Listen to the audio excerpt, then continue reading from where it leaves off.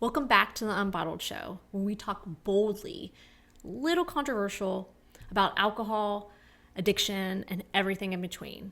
My name is Amber, and on today's episode, The Ripple Effect, a true story of alcohol's unexpected reach. Today, I have a guest that is one of my best friends and my ride or die. And I'm going to let her introduce herself because today she is going to be talking the first time about her testimony about alcohol and what it has done in her life, what she has seen. And I'm really proud of her for coming out tonight and talking about it. So I'm going to give the mic over to her. I'm Amber, and I'm also her sister-in-law. That's how we met. But I'm just going to dive in and talk about my upbringing. I was never around alcohol. My dad was in an abusive alcoholic home, and so he wanted to leave a different legacy for his children. And that's kind of where my understanding stemmed from. Was never being around it, not for celebrations, not for church events, not for anything really. And so a pivotal moment that I remember as a child, maybe 5 years old, my grandpa, I remember seeing him with his neighbor. They were watching us, and he had a beer, and I didn't know much about it. I just knew that it was wrong. And I remember looking at him like, why are you drinking a beer? Like, that's so weird. And so that carried into me growing up. I would say elementary school years. That was my first encounter with like trying it because I wanted to fit in. And then from elementary wanting to fit in with the kids, I fast forward to my teenage years. It just became like a normal thing that we did. You go have parties and have fun with your friends, have drinks. And it became normal. I never really had a problem per se. There were times where I would get drunk and even blacked out once, and that's story for another time. But most of the time I would just have a few drinks and that was it, because I didn't like the way it affected me, but I wanted to fit in. That's what people did. And so that kind of leads into meeting my husband. We met, I met his family. I met Amber, thought it was amazing. Like we would get together, have drinks, have a good time. And I didn't see an issue with it. I thought that it was like, the cool mom, letting us come over and have drinks. And so there was just this unawareness of what it did, what it was going to continue to do. And so we get married, and it becomes a big issue because we have children right away. And how old were you when you met Tommy? We met, I was 19 years old, and then we got married when I was 22. Yeah, so you were young too. So and I got pregnant at 22. So that's actually how I found out I was pregnant. I was smoking a cigarette and drinking a beer, and I felt sick. And I'm like, oh my gosh, I cannot have this. Mm-hmm. And so I found out I was pregnant, didn't drink. Like, I literally just stopped right then and there, smoking, drinking, all of it. And then because I breastfed, I didn't do it either. So that was like a really long time without it. But during that time, I was the DD. I still was constantly, it was around, it was, always there. There was a lot of times where, I'm pregnant and by myself, my husband comes home and I find him on the ground, and I have to like pull him into, we lived in this house where it was like we lived on the bottom, someone lived on top. So there's like a landing, and I could only pull him into the landing because I couldn't get him inside. So he slept out there. Just stuff like that. That was like, it's not, not what you want to remember having your first kid. And this happened a lot, right? Like it wasn't it was here and there. Yeah. And I don't know if that was his way of coping with becoming a father, like instantly. I have no idea. Or if that was just like a habitual thing that carried into that. But that was difficult. And then there was a lot of stories, a lot of things that happened, but it just continued. And then I kind of got to the point where it's like, well, I'm just, I was done. They're older. My kid Noah got a little bit older. I had a little bit of time before I had Naomi. I would have drinks here and there with him, just like casually. And then I got pregnant with Naomi, and I had her, and same thing, didn't drink. I was still present all the time. Mm-hmm. And then when I had her and she got a little bit older, it was the same thing. I was enabling because I was buying it. I was drinking with him. It was just very prevalent in our lives. And so I didn't really connect the two, like look at myself like I had an issue, because I didn't really have a problem. I was drinking. Maybe I'd have a drink here and there, maybe two. Never got to the point where I was like drunk because I had to take care of my kids all the time. And usually it would be away from them when I was drinking too.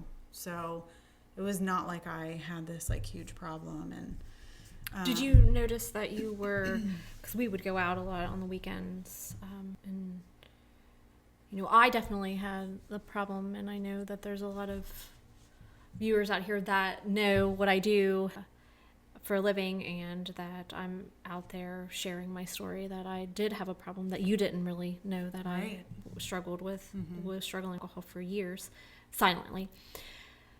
But we would go out on the weekends, and it was getting to the point where it was once a week, every weekend. And I always drank excessively, but you said you would have just a few. And what was your moment that you were thinking, were you feeling the effects? Did you feel it mentally, physically? Were you feeling something that wasn't working for you to start really questioning? Yeah, all of it.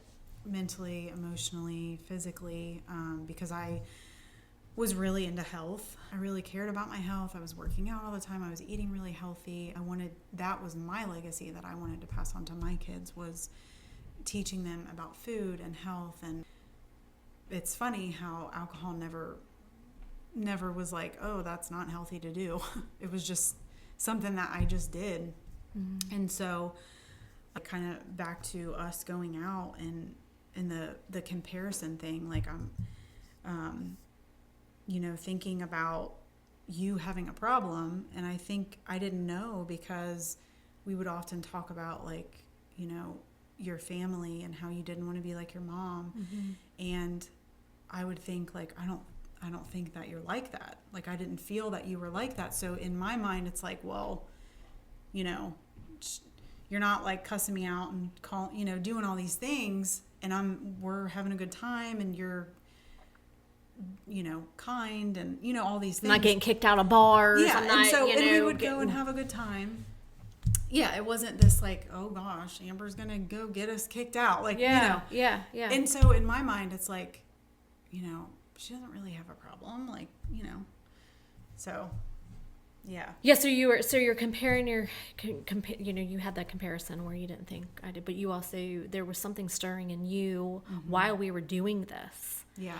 And did you get to a point where you felt that maybe that this became a coping mechanism, as you were dealing with my brother, which he was your spouse, dealing with the problems that he was having, and that you wanted that time away, right. Away from the kids, and let loose, and go out dancing, and that's what we did, and that's what you did. And did you see that it was starting to become habitual? And yeah, absolutely. That was a huge like wake up moment for me, because I also didn't feel like I had control. Like, it got to the point where I would think about wanting to go out, like, oh, I just need to get out of here. Like, I just need to get away from my kids. I just need to, and that's such an unhealthy way to get away from your kids, because you're not pouring back into yourself.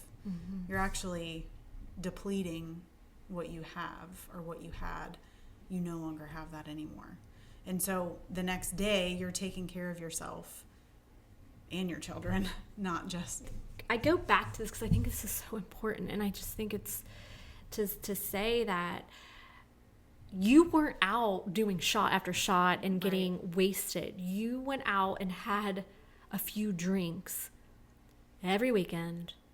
Yeah, and sometimes not even every weekend. Sometimes yeah. once or twice, maybe 3 times a month. Yeah, but you weren't what society or someone else would say, oh my gosh, you are drinking way too much.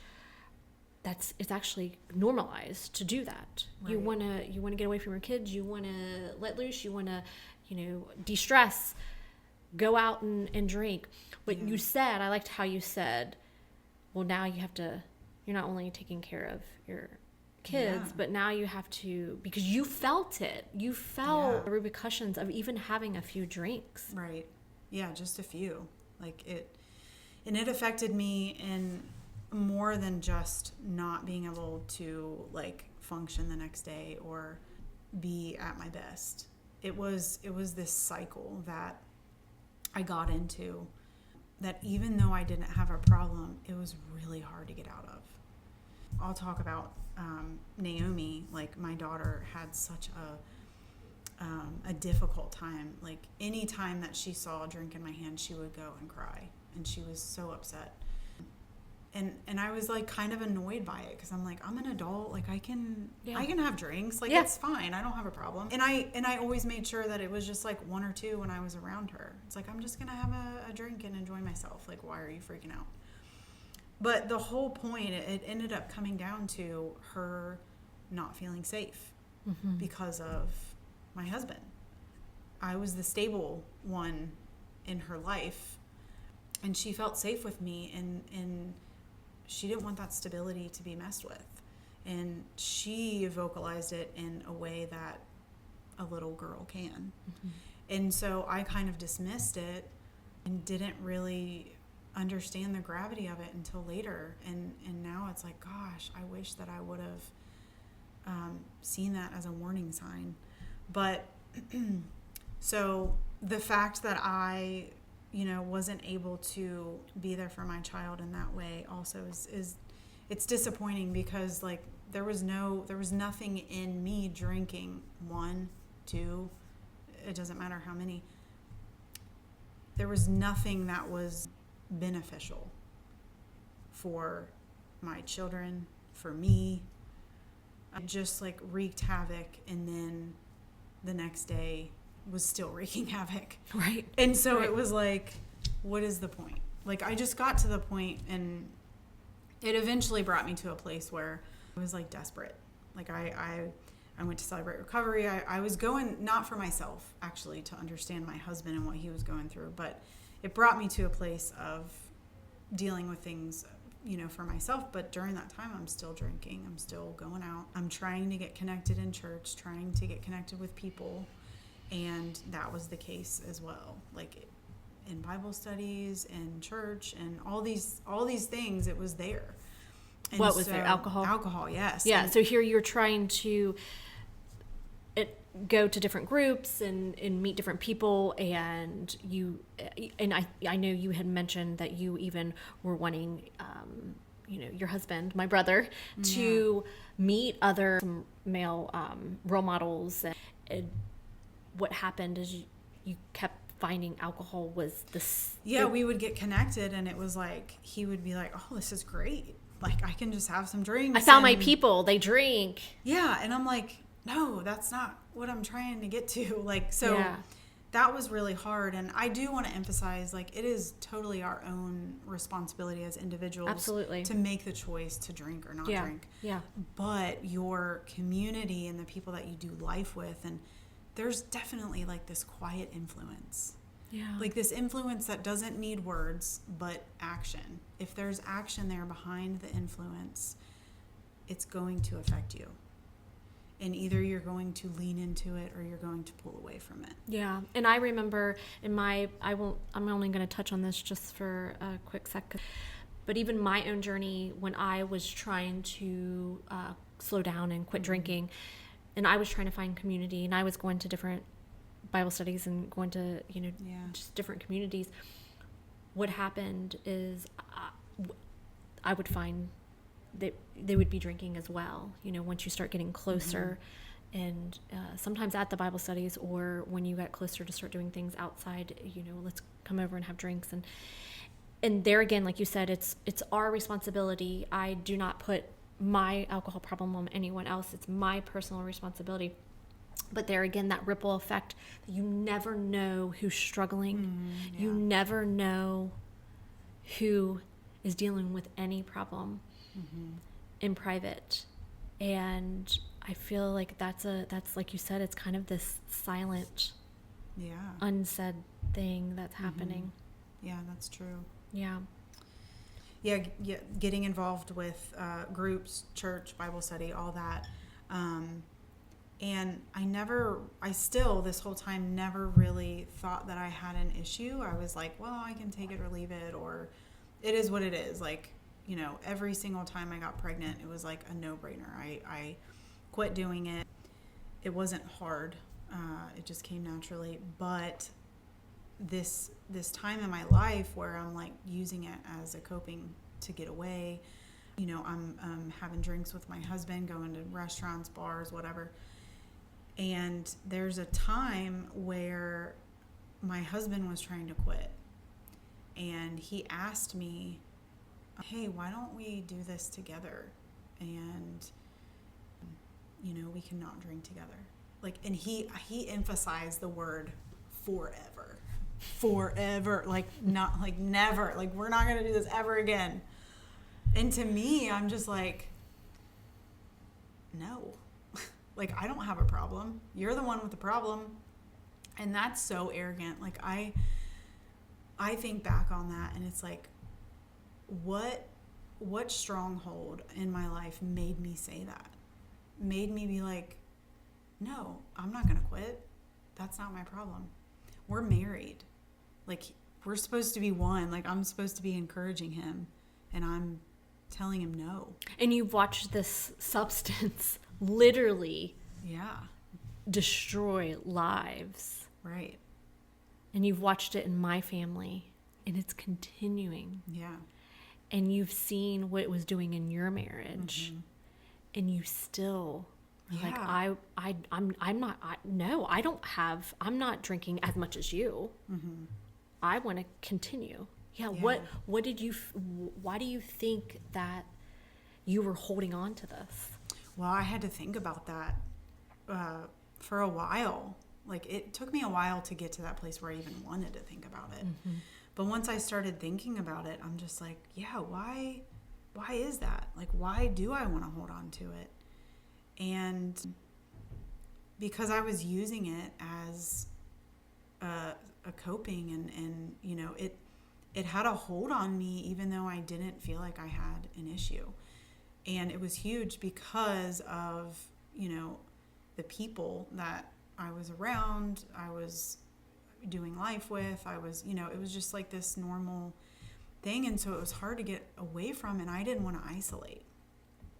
Well, God brought me into a season of isolation. And I remember... Solitude. Yeah. Solitude, yes. I like that more. Yeah, that's true. I did feel isolated, though. Sometimes you do, but I believe that the solitude is where you have that growth, right? Yes, and that's what it was, truly. But so I felt like I could be pregnant again, and I did not want to be pregnant.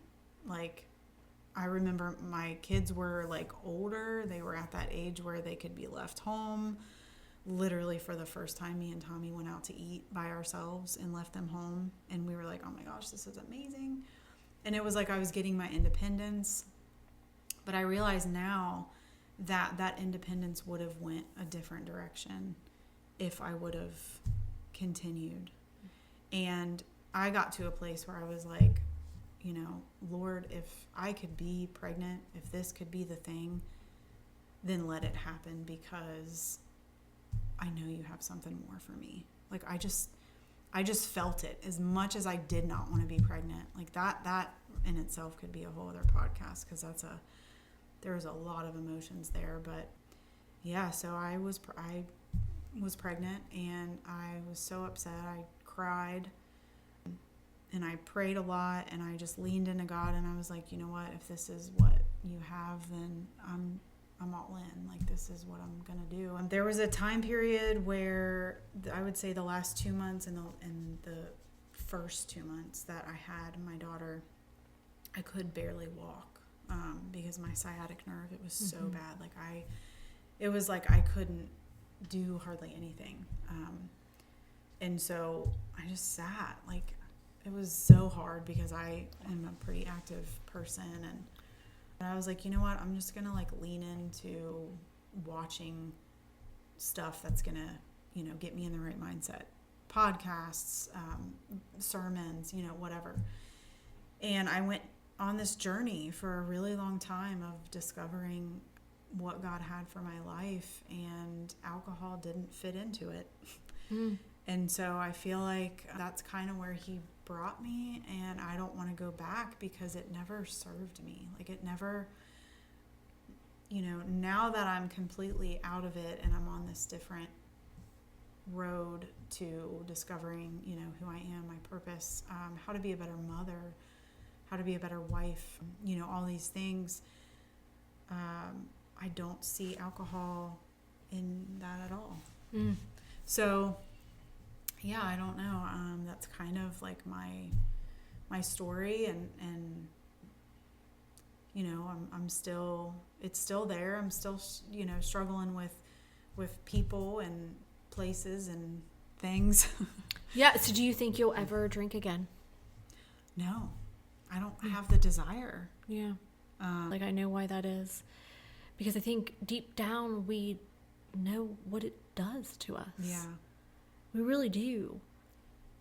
That we're not doing something that is messing with our inhibitions, or that we're not clear-headed.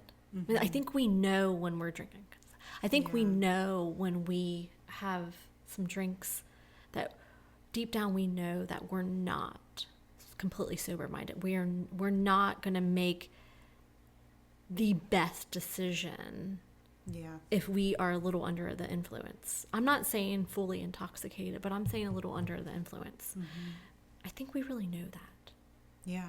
But even not even taking a drink and having it in your hand and someone seeing you, there's thoughts that go through our head depending on who's watching you. And I feel like that, even that in itself is like, there's something to that. Yeah, it's kind of drink in your hand, and you're afraid of what people are gonna think of you. Yeah, like, you said before, like, they're not gonna think that way if they have an iced tea or a glass of milk. Yeah, like something else in their hand. Like, yeah, I was watching this podcast, Sissy Graham. She's actually the granddaughter of, the famous Billy Graham. Yeah. And I have watched probably hundreds and hundreds of YouTube videos, listen to podcasts about alcohol, about Christians and alcohol, about addiction. I mean, everything you possibly think of, non-Christians. She was the first person that I have ever heard touch on every single thing that I have felt and I have thought of. And the title was The Elephant in the Room.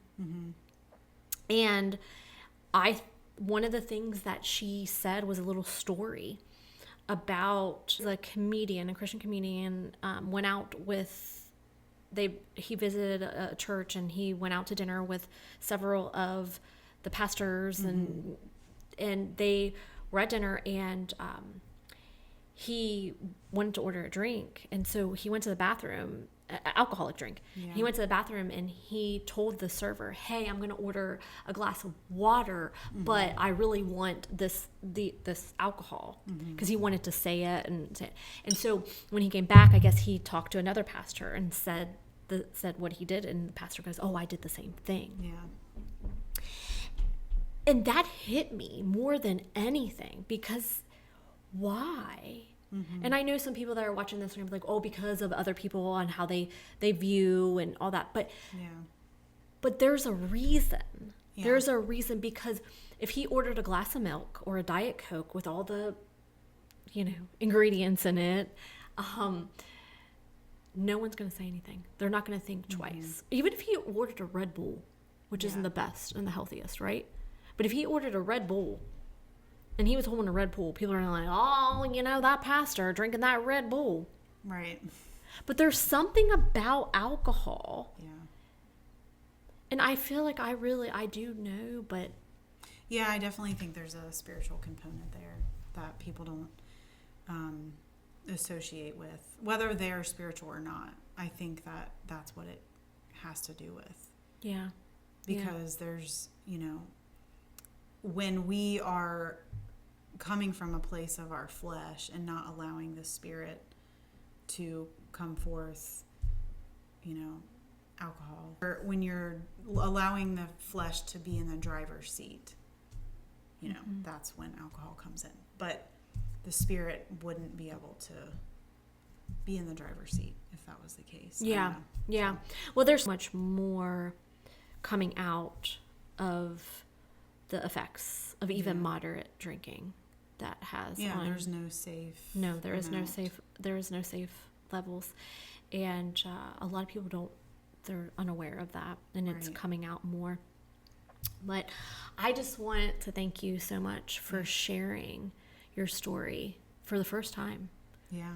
And being able to come out and go public with this. I want to thank you for coming on the Unbottled Show and sharing your story. I think it's so important to have different testimonies, because my main goal of the Unbottled Show is to continue to share testimonies and share my story and how I even looked different from the outside. Like I said, you didn't even know that I really, really struggled. I had an addiction. I might not have been physically dependent, and that's on the other end, right? But I was addicted. I definitely had a problem.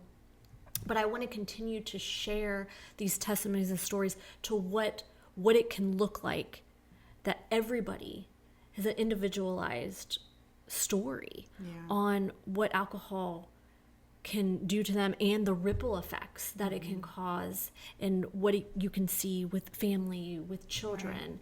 And so that is what I want to keep doing. I want to keep sharing these stories. So if you have a story and you want to talk about it, make sure you reach out today.